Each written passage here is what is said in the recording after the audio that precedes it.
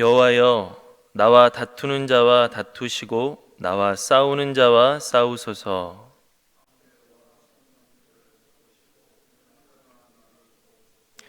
창을 빼사 나를 쫓는 자의 길을 막으시고 또 내 영혼에게 나는 내 구원이라 이르소서.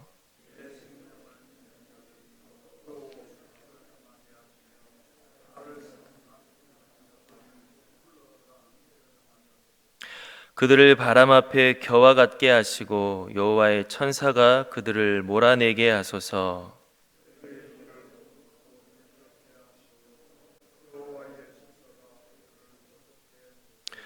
그들이 까닭 없이 나를 잡으려고 그들의 그물을 웅덩이에 숨기며 까닭 없이 내 생명을 해하려고 함정을 팠사오니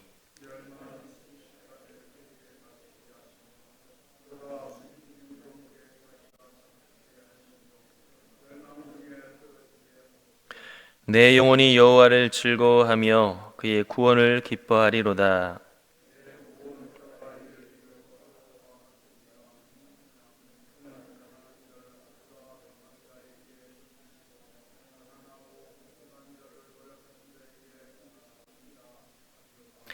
불의한 증인들이 일어나서 내가 알지 못하는 일로 내게 질문하며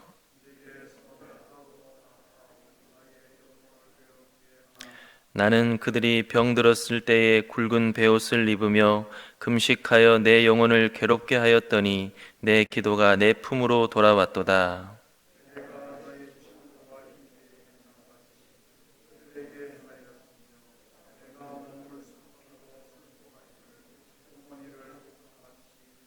함께 읽겠습니다.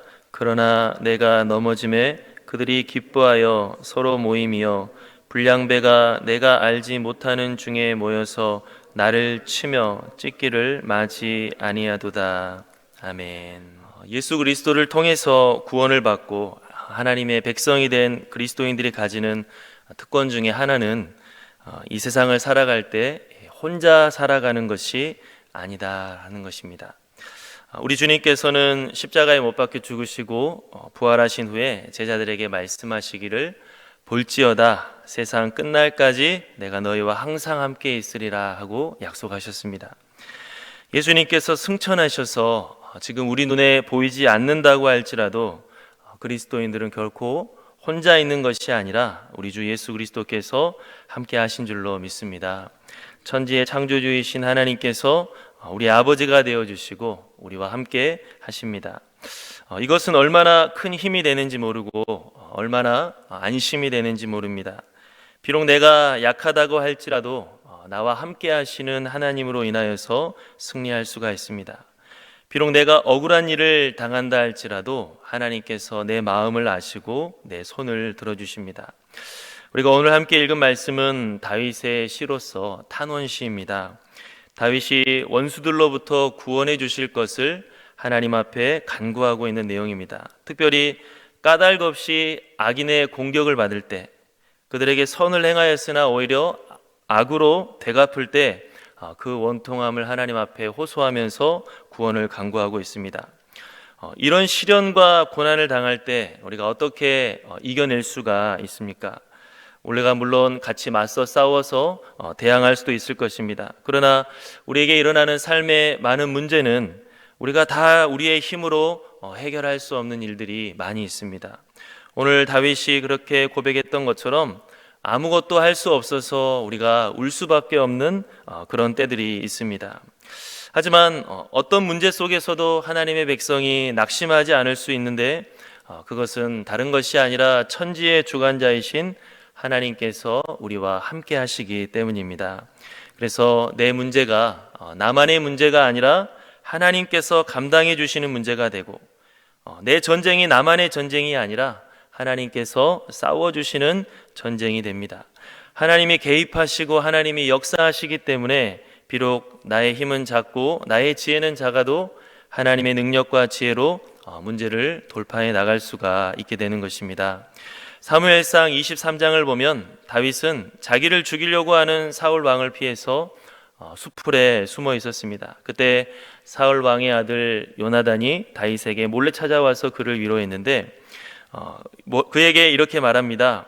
하나님을 힘있게 다윗에게 이르러 하나님을 힘있게 의지하게 하였는데 두려워하지 말라. 내 아버지 사울의 손이 내게 미치지 못할 것이요 너는 이스라엘 왕이 되고 나는 내 다음이 될 것을 내 아버지 사울도 안다 하니라 했습니다. 요나단은 쫓겨다니면서 위축되어 있던 다윗에게 하나님을 바라보도록 했습니다. 비록 지금은 어찌해 볼 수 없을 것 같지만 하나님이 너와 함께 하신다는 것을 잊지 말고 용기를 내도록 했습니다. 그리고 결국 다윗이 어떻게 됐습니까? 사울 왕에게 쫓겨다니는 그런 억울한 상황 속에서 처음에는 길이 보이지 않았지만 결국에는 하나님께서 구원해 주시고 그를 이스라엘의 왕으로 세워주시는 것을 우리가 볼 수 있습니다. 우리 다 같이 오늘 함께 읽은 말씀 1절에서 3절까지 우리 다시 한번 읽어보도록 하겠습니다. 1절에서 3절 시작. 여호와여 나와 다투는 자와 다투시고 나와 싸우는 자와 싸우소서. 방패와 손방패를 잡으시고 일어나 나를 도우소서. 창을 빼사 나를 쫓는 자의 길을 막으시고 또 내 영혼에게 나는 내 구원이라 이르소서. 아멘. 오늘 말씀에서 다윗은 답답한 상황 속에서 억울한 상황 속에서 하나님께 부르짖어 간구합니다. 여호와여 나와 함께 하옵소서. 내가 심히 힘들고 괴로우니 여호와여 나와 함께 하옵소서. 이 세상을 살아가는 모든 사람들이 어려운 일을 당하면 하늘을 향하여서 이렇게 외칠 것입니다. 하나님 나와 함께하여 주시옵소서. 우리가 오늘 서두에서도 이야기했듯이 예수 그리스도, 하나님께서 보내신 예수 그리스도를 영접하고 십자가의 부활로 죄 용서받아 하나님의 자녀가 된 우리 그리스도인들은 하나님이여 나와 함께하여 주시옵소서라고 하는 이 부르짖음이 허공의 메아리로 그치는 것이 아니라 실제로 우리에게 주어진 은혜인 것을 믿으시기 바랍니다. 예수 그리스도 안에 있는 자들은 결코 혼자가 아니고 우리 주님께서 이 세상까지 끝날까지 함께 하시겠다 약속하셨습니다. 천지의 창조주이신 하나님께서 내 아버지가 되어주신다라고 약속하셨습니다. 그래서 하나님이 우리와 함께 하신다라는 그 임마누엘의 은혜가 우리에게 분명히 주어졌음을 잊지 말고 담대히 나아가며 여기까지 인도하신 하나님께서 우리와 지금도 함께 하시고 앞으로도 영원히 하나님 나라에 이를 때까지 함께 하실 줄 우리가 믿고 나아갈 수 있기를 바랍니다. 우리 10절 말씀 다 같이 한번 읽어보도록 하겠습니다. 10절 시작. 내 모든 뼈가 이르기를 여호와와 같은 이가 누구냐? 그는 가난한 자를 그보다 강한 자에게서 건지시고 가난하고 궁핍한 자를 노략하는 자에게서 건지시느니라 하리로다. 아멘. 하나님께서 나와 함께 하신다면 나보다 큰 문제 앞에서도 우리가 소망을 가질 수가 있습니다. 나는 그 문제보다 작지만 나와 함께 하시는 하나님은 그 문제보다 훨씬 더 크시기 때문입니다. 우리가 읽은 10절 말씀에 하나님께서는 가난한 자를 그보다 강한 자에게서 건지신다라고 했습니다.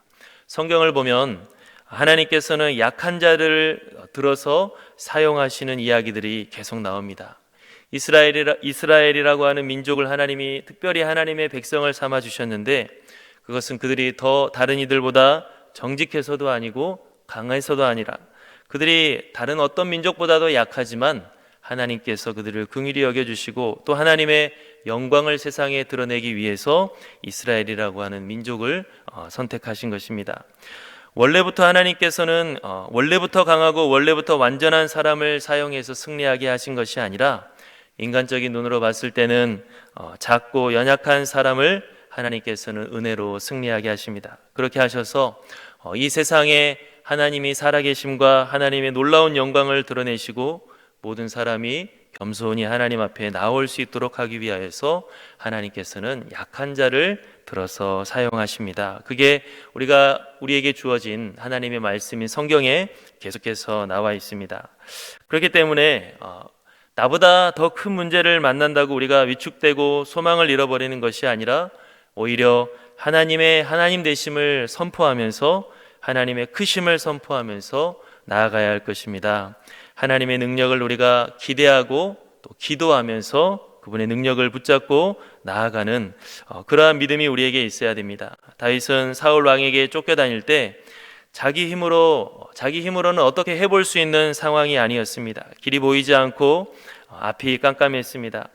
하나님이 그렇게 함께 하실 때 인간의 눈으로 봤을 때는 길이 보이지 않는다 할지라도 하나님께서는 길을 만드시고 승리하게 하신 것입니다. 그래서 하나님이 나와 함께 하신다는 것을 우리가 믿는다면 하나님의 하나님 되심을 항상 선포하면서 하나님을 신뢰하며 기도하며 나아가야 될 줄로 믿습니다. 우리 한번 12절에서 14절 말씀 다 같이 한번 읽어보겠습니다. 12절에서 14절 시작.